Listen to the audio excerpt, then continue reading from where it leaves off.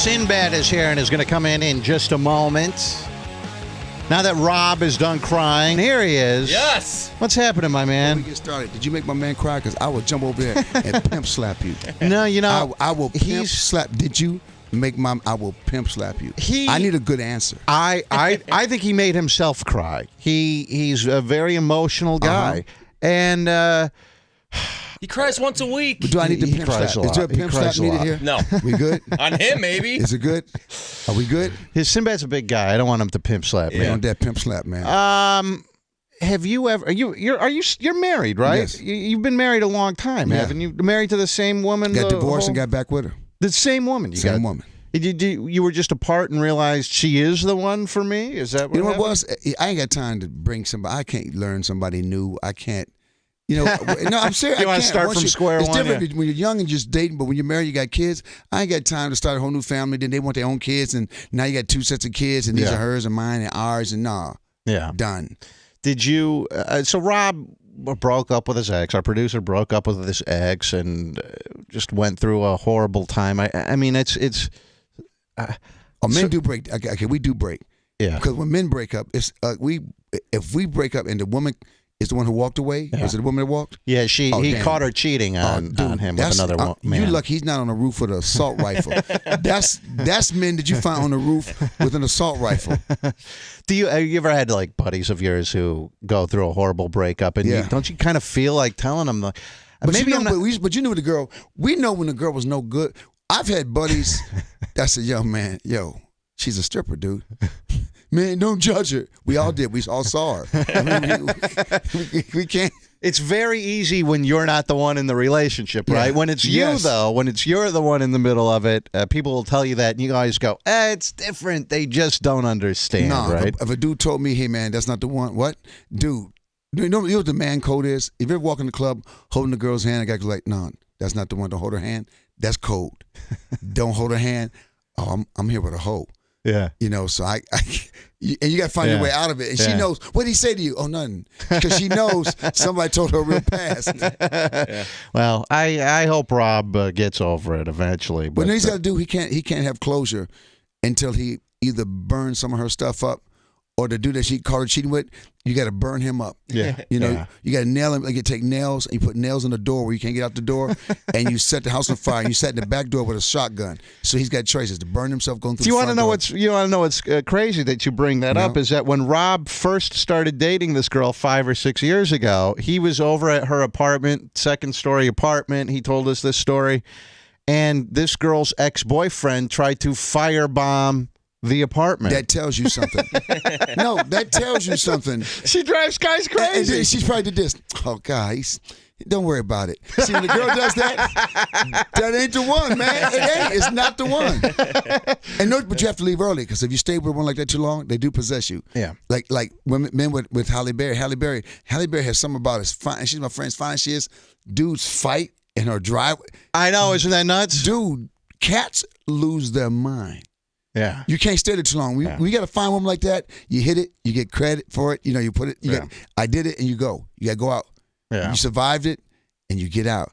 And you're a legend. You're like, oh, you slept with her? Yeah. If you stay too long, become the boyfriend or husband, you get punked.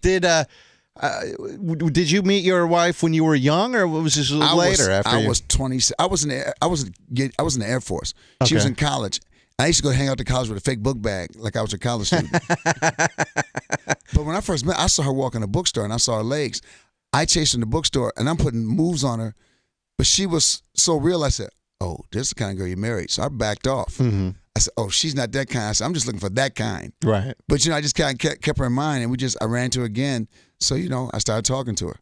So she was with you from before you even had any fame at all. She was when I was getting kicked out the military, dude. I was locked up. Look, she was with me then. That's usually, I think that tends to work out better because you know that she actually liked you before, she's not after money or fame or anything like that. I could have never married a woman I met once I was known as a comic. I could have never. She was with me the first time I walked on stage. Yeah. She rode me to Kansas City the first time I walked on stage. So she was there from the very beginning, and then let me speculate as to what happened. You without, I don't know how we get into Sinbad, such as personal life, but I guess because Rob was just crying. But I'm guessing that after a while, you get famous. You're on the Tonight Show and all this stuff. But even that yet. You know what it was? I never had my own place. I had never had money, nothing. So when I started went on the road, man, you know what? Most guys don't know how to be monogamous. We don't know how to be monogamous. We're not taught. There's nothing cool about being monogamous. There's no shows where men clap for other men who are monogamous. There's not. You know, matter of fact, what happens when a guy gets married, we go death. Yeah, when you watch a TV show, who's the dumb one? The dad with the kids. The dumb dude is the dude with a wife or the guy with a girlfriend. So we never taught that could be cool. Yeah. Every superhero, single. Yeah.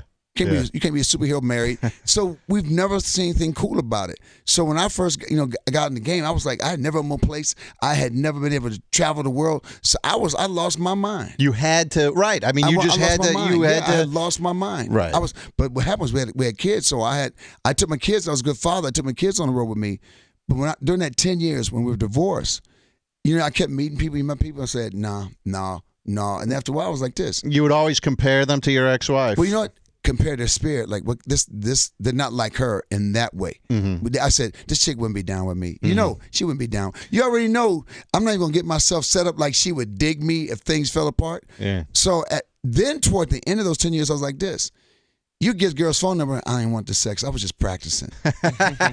It got to. There is a point you reach as a man, and that's because I had kids. I don't know if I never had kids. I was like this.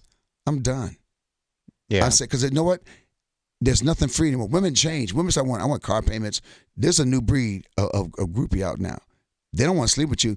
I want you to buy me a house. I'm going to take pictures of you. I'm going to put you online. If you don't help me, I feel sorry for athletes. I feel sorry for entertainers coming up now. Dude, you might just get yourself a dog. Just buy yourself a dog till you find a wife. I would love, you know what I would love to do? I would love to someday have Sinbad's wife come in here. I don't know if she ever goes on the road with you or whatever, but I'm surprised after 10 years that she would even take you back. Did you have to grovel and say, honey, let's get back together? It didn't even work that way. I moved 15 minutes away because your father, a lot of my boys, they moved to the beach like they don't have kids. I said, when you're divorced with kids, there's a new word, you're not single. They have to come up with new words. You're not single, you're not married, you're in limbo. Yeah. You're in limbo if you're a good father, if you really are a good father. So we lived 15 minutes away. We had a lot of anger. And it just we were always going to games. The kids were always number one. And it just kind of gradually went there. She got remarried. Mm-hmm. My wife had gotten remarried. So it just gradually came that way. I don't think it was something we were looking for. It just happened that way. Did that drive you crazy with jealousy when your wife got married to another guy during that 10-year period? No, you just get mad because he's in the house that you bought. Yeah. It ain't jealous like me. He in my house. I bought that damn house. And people come by and they go, you have a wonderful house. He say, thank you. But my daughter was like, not your house. My daughter was my partner, not your house. So, that's great. The guy's like, thank you. He's a gas station attendant. Yeah, hey, thanks. Yeah, I really worked hard to get this house. Oh, that's Plus, I said, great. you can't trust a man. I told my wife, any man that can live in another man's house, I could never live in another man's house. Yeah. I could never be a recipient of another man's hard work. I just couldn't. Mm-hmm. So things are going well, though. You've been back together for how long now? 11 years now. 11 years, and things are going well. Your kids are older now. They're adults, right? They're 28 and 24 and 18. What are they doing? I think last time you told me what they were doing. What do they do? My daughter sings. She's working on a third album. My son is a filmmaker. He's finishing film school. My other daughter's in college at Arizona State. What does your son want to do? What kind of movies does he want to make? He does it. This dude is bad. He just, that 48-hour film. They do a 48-hour film.com where they give you an idea and you got to shoot in 48 hours. He just won best plot, best story. Oh, yeah? Yeah, man. But this dude, he's had a camera in his hands since he was 4 years old. So he's sort of... he's a renaissance man. You were in the entertainment industry. He was around it all the time. He gravitated towards that, and now he wants to really get into making movies. He didn't know it was a gift. Yeah. You know, this dude, he went to school for audio engineering. He was doing music. I said, you're a filmmaker, right? He didn't think that was special because he did it for so long. He didn't realize, dude, do you know it's like Spielberg. You do this so much, you think you got to go somewhere else and get validated. So, his mother wanted him in school. I said, shoot movies. Robbie Rodriguez dropped out his freshman year because it wasn't moving fast enough. Mm-hmm. University of Texas shot movies. So does your son, he's in film school now, yeah. Like you said, yeah. So he's never wanted to be an actor. He didn't want to be in front of the camera like you did. He wasn't, but it was funny. We did the reality show. He was great. He was the secret sauce. He was great in front of the camera. And I said, you know what? If you make movies, you can be like Spike Lee. Put yourself in every movie you make. Yeah. Put yourself. Dude, when you make the movies, everybody has to kiss your butt. When you're a filmmaker, it's not like being an actor. You hope somebody picks you up. Mm-hmm. When you're a filmmaker, you write your movies. I said, now he's a real good kid. He's got a girl. He's probably going to marry. They're good together. They work well together. So he's not even that. He's not even a player. He's not even. He's just a good dude, man. Yeah. Your father was a minister, right? And so he must have instilled all of these values in you. I'm guessing. Yeah, but my dad had a hard life. My dad was given away by his mother. He gave all of his brothers and sisters away like puppies. He came up hard. My dad. I wanted to be. My dad's a preacher, but I wanted to be tough. Like my dad was a bag. My dad didn't take no mess.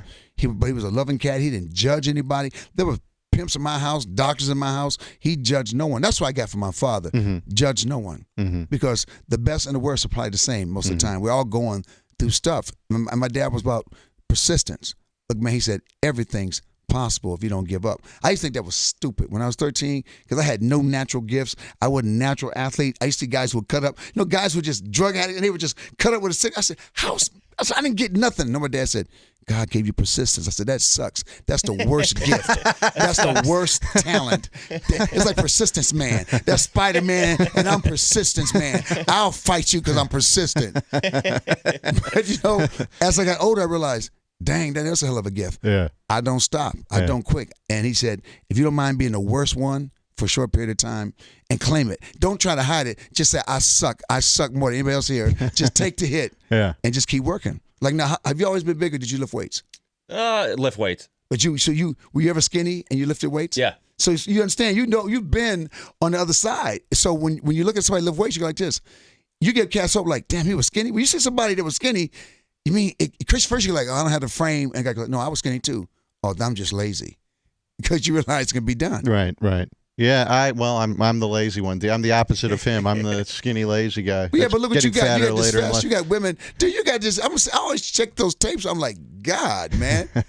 I gotta get. You want to come to Roverfest sometime? I got my daughter and I sing. I bring my band, man. Yeah. We funky. We usually do it in July every year. We do Roverfest. Dude, I'll turn that thing. You don't want us to put her in the calendar competition, though, do you? No, they ain't gonna work for her. They ain't gonna work for her. Yeah. I've seen your calendar competition. That's just called hoes flipping.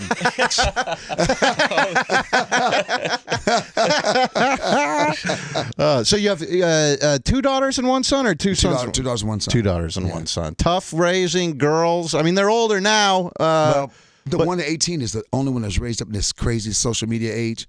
Yeah. But I nipped that. I say, hey, nobody has 100 friends. Drop that crap. Yeah. Don't be crying over people. My daughter, my son, we missed that. That texting was just hitting, so I didn't have to worry about that.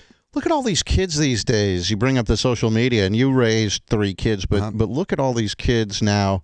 When you and I were younger, you'd get bullied, and I got bullied to some extent, not horribly. I got bullied, man. But I got bullied to some extent. But then you could go home and it was done. Now it's cyber. You get bullied. They get you on Facebook worldwide. Yeah. They hate you worldwide, dude. They hate you in other countries, man. Dude, how you get hated in other countries? It used to be at your little school, maybe 9 people hated you. Yeah, right. I got to deal with these 9 people. Now you got a whole city turned against me. She's a skank. She's a skank. It's tough, isn't it? No, they say, oh, go kill yourself. That's the big thing now. Kids say, and then when the girl killed herself, the one girl said, I don't care. Good. Right. I mean, she meant it. She goes, good. She's gone. Right. Now you're into cyberbullying. Now you're in bullying. You don't sit there and have education where you say, we got to teach kids. You as a family go over to that person's house and you beat the crap out of them. You beat the whole family up that bullied your child. Yeah. You beat them up, you film it, and you put it on YouTube. And teach people a lesson. It's really. I believe it. I believe you have to. You know what? Somebody was bullying my nephew. I told my sister, I got this. I went to the school. I said, kid, I'll kill you. Really? Said, yes, I'll kill you and your father. I'll kill both of you. And tell your father I said it. Yeah. And his father would come drop him off at school, and we'd make eye contact. I said, it worked. Yeah. So you were bullied when you were in school. I was bullied growing up. What did people bully you for? I grew 6 inches in 1 year. I was 5'6". I was going to say, because you're a big guy. I was small. I was skinny, man. They used to take my lunch money. They wouldn't just take it from me. They would turn me upside down and pull my pockets out because it was more fun to do it that way. Yeah. I said, can I just give it to you? No, I was resolved. Take my lunch money. And then they would take my money and stick me in my locker. Yeah. So I thought I did by beating them. I put my money in the ground and I locked myself up. And I thought that was a victory.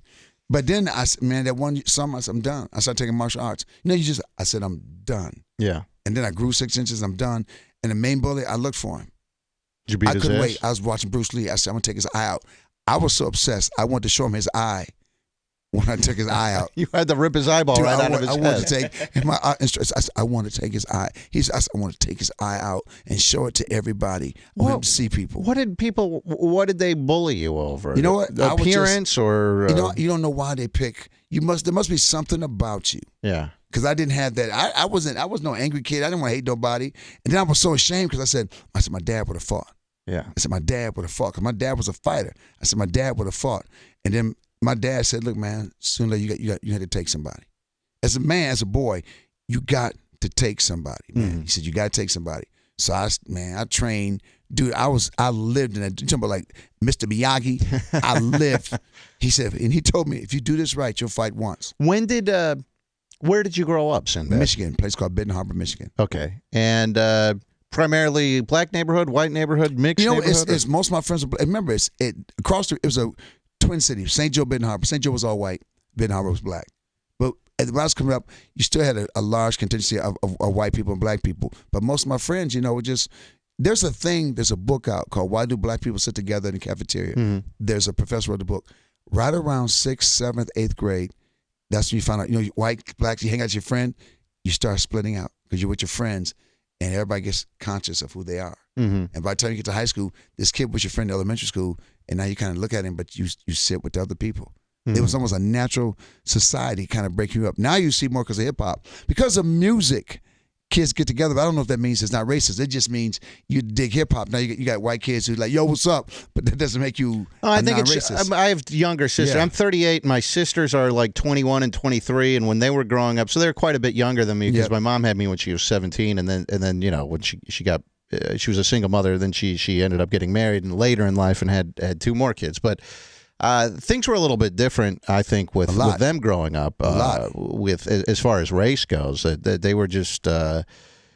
It wasn't strange to have a bunch of black friends or whatever. When I was growing up, it wasn't. It wasn't like it wasn't. And my family is very liberal, so they had nothing against black people or anything like that. It was just. It wasn't as common. You just didn't know what you hung with, who you hung with. Right. So it was almost included racism. You're almost racist yourself. Because this is who you hung out with. Unless you had that friend. You know what changed it? Sports and music. Mm-hmm. If you play sports and did music, all of a sudden now you hang out with cats and your mom go, oh, hi, Jamal. Yeah. Who's that?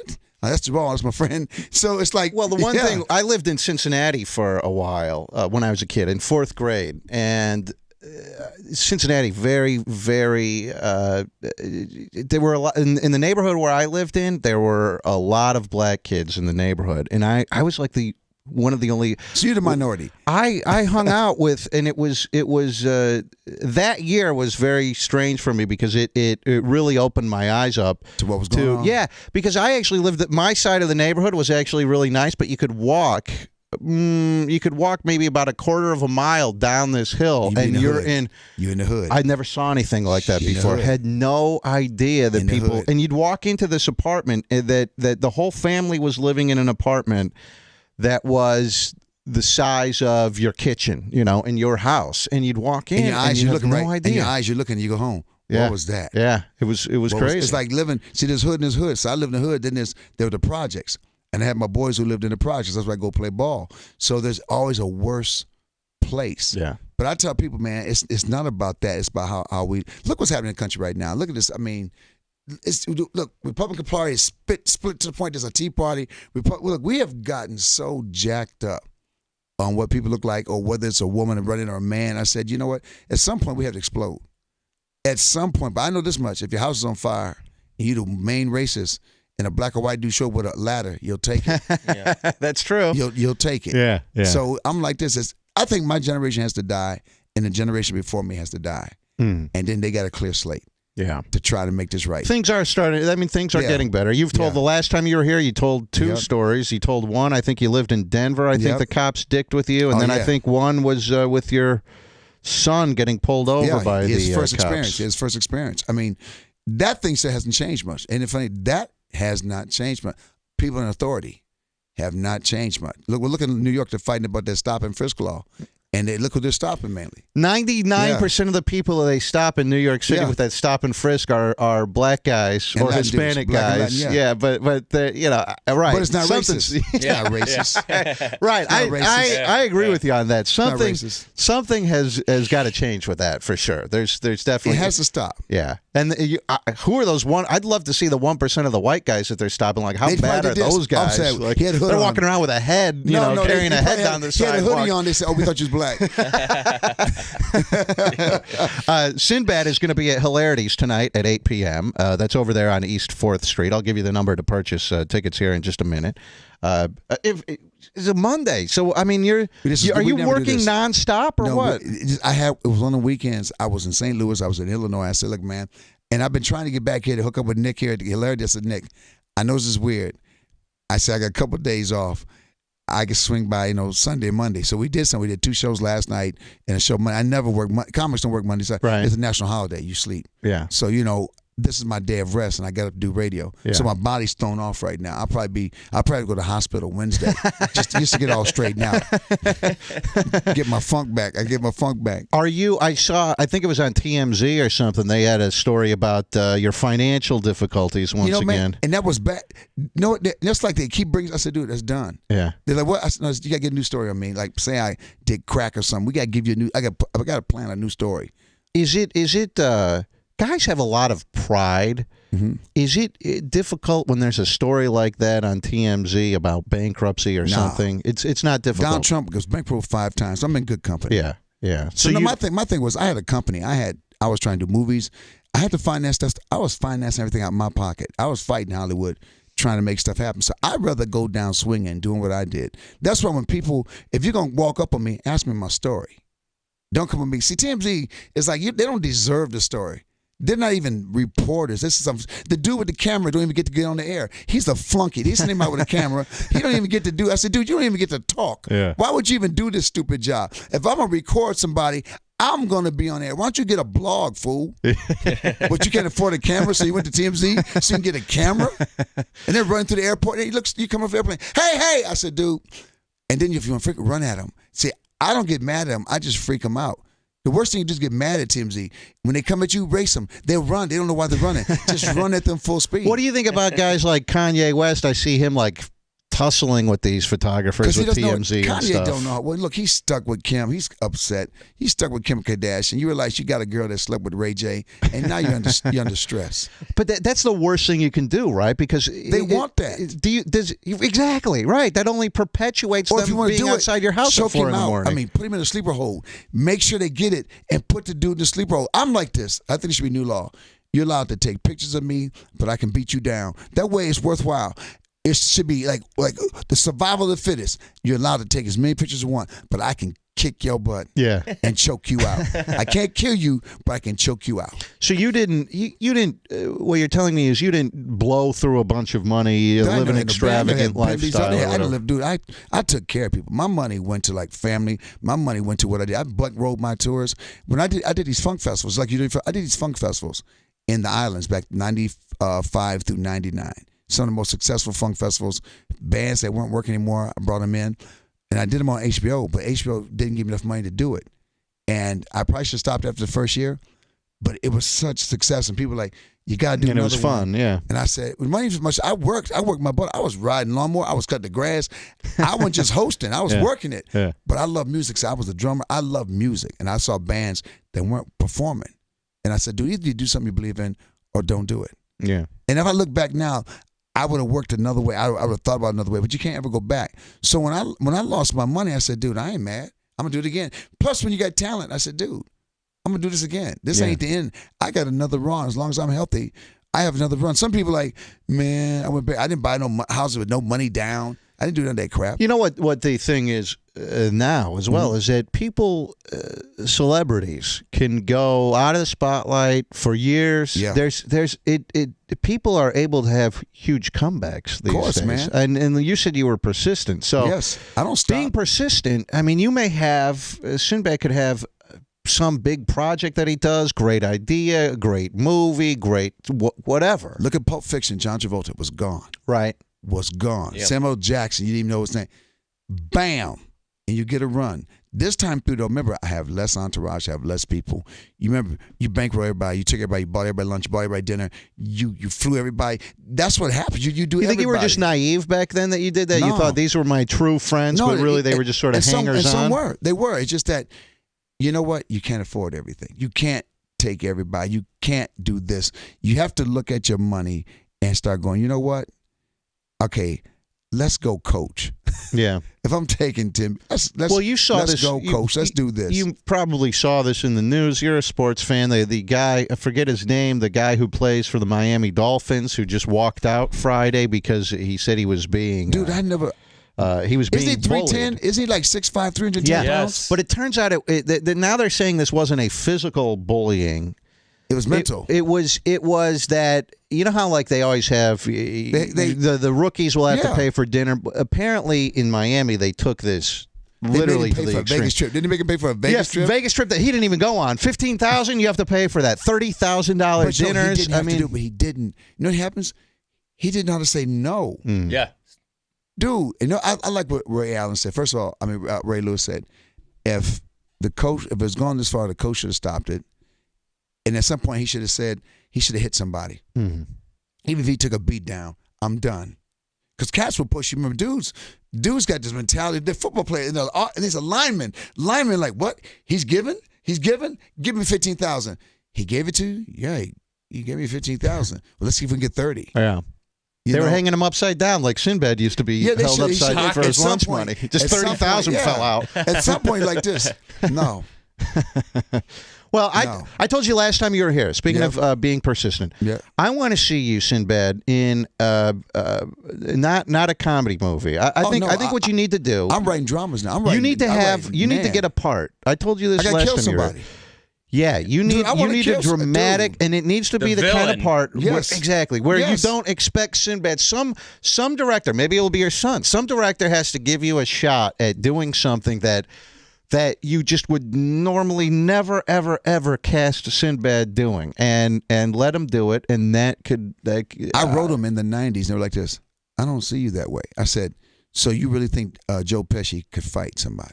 Yeah. You really think John Travolta's Get Shorty? Yeah. You really believe that, right? Yeah. You really believe that? They're like, I said, dude, it's funny. It's all acting. But you have to think like, I don't see it that way.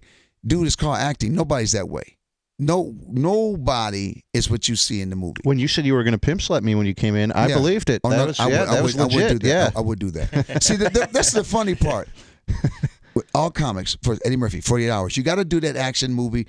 Will Smith, he had to do Bad Boys for then get rid of Fresh Prince, and you go back to it. Remember, you got to get rid of the comedy. Now I can go back and do it, but you got to give another thing. I said, dude, I need to just straight up kill some people and die a horrible death. I agree with you. I live for that. Well, maybe your son will make the first movie. I hope. I've got about 7. I've been writing them since the 90s. You know, I found a cat with money. I was showing him some of my movies. He said, dude, when'd you write these? I said, I wrote that in 96. Of course, now I got to play the grandfather, or I got to be the cool old dude. I can't be the young dude no more. So I'm going to be the cool old guy. So I've got some of the comedy, but most of the stuff I write are dramas. Yeah. Comedy is in the drama. You know, a lot of dramas have, like Get Shorty was funny and dramatic. He was beating people up and being funny. I said, those are the kind of movies I want to do. I want to be the Crown Heights Fair. It Takes a Thief. I want to be those kind of guys. And they were like this. I went in for one movie. I tell you, I was auditioned. I went in for this movie. The casting director said, look, she says, I'm not going to bring you in. Then I don't even want them to know you're here because they wouldn't never see you. I know you could do this. So this cat was like this kind of psychopath, but everybody thought he was this nice dude. Mm-hmm. And I said, oh, that's perfect. So when I go in to read for it, I walk in the room. She goes, I got somebody, one last person. I sat in the hallway for 3 hours. I walk in, and the main casting guy goes like this. Oh, everybody loves Sinbad.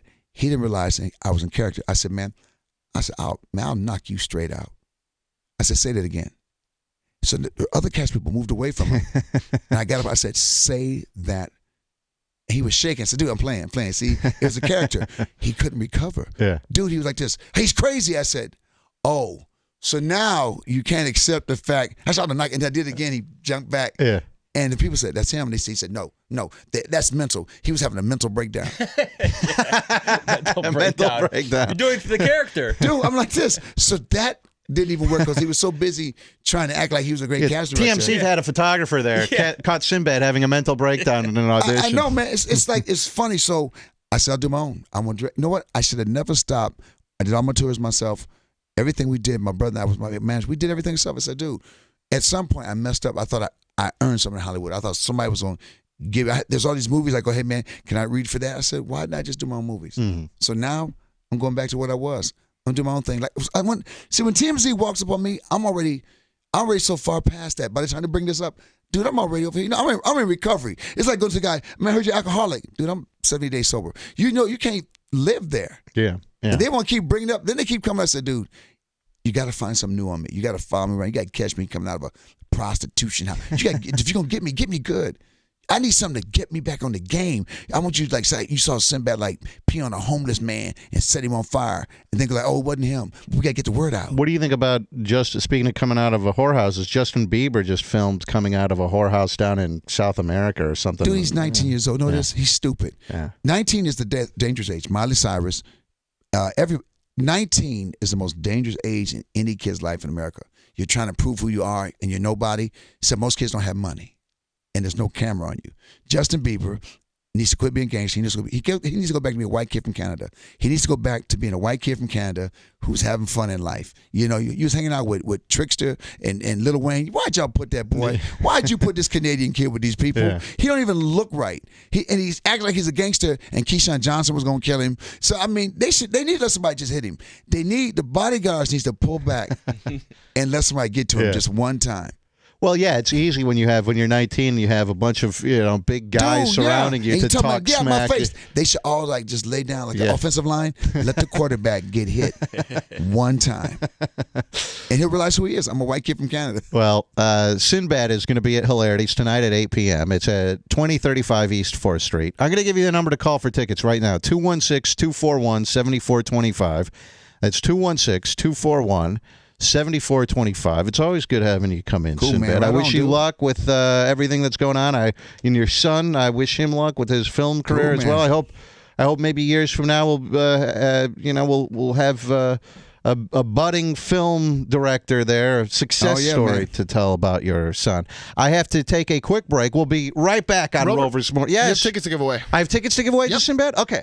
30 and 31. 30 and 31. 1-866-YO-ROVER. That's 1-866-967-6837. And you can win tickets to see Sinbad tonight. And if you don't win them, call to purchase them. 216-241-7425. Sinbad, thank you, my man. Thank you, dude. We'll be right back on Rover's Morning Glory. Hang on. Rover's Morning Glory.